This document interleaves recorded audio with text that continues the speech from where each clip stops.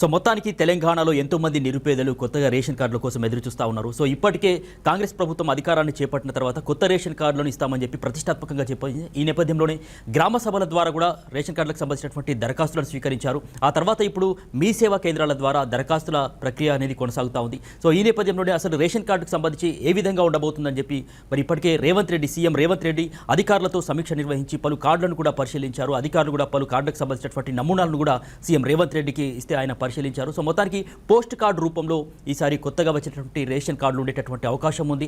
అదేవిధంగా చూసినట్లయితే కనుక బయోమెట్రిక్ విధానంలో ఏదైతే క్యూఆర్ కోడ్ లేదా బార్ కోడ్తో యొక్క రేషన్ కార్డులు వచ్చేటటువంటి అవకాశం ఉంది. ఫోటోలకు సంబంధించి ఒకవేళ కుటుంబ సభ్యులకు సంబంధించినటువంటి అందరి ఫోటోలు ప్రచురించాలా లేకపోతే యజమాని ఒక్కరి ఫోటోనే ప్రచురించాలా అనేది కొంత సందిగ్ధంలో ఉన్నటువంటి పరిస్థితి అయితే నెలకొంది. సో మొత్తానికి మార్పులు చేర్పులు భవిష్యత్తులో కూడా ఉండేటటువంటి అవకాశాలు ఉన్నటువంటి నేపథ్యంలో కేవలం పేర్లతో కూడినటువంటి కార్డును మాత్రమే ఇచ్చే యోచనలో కాంగ్రెస్ ప్రభుత్వం యోచిస్తున్నట్లు తెలుస్తూ ఉంది.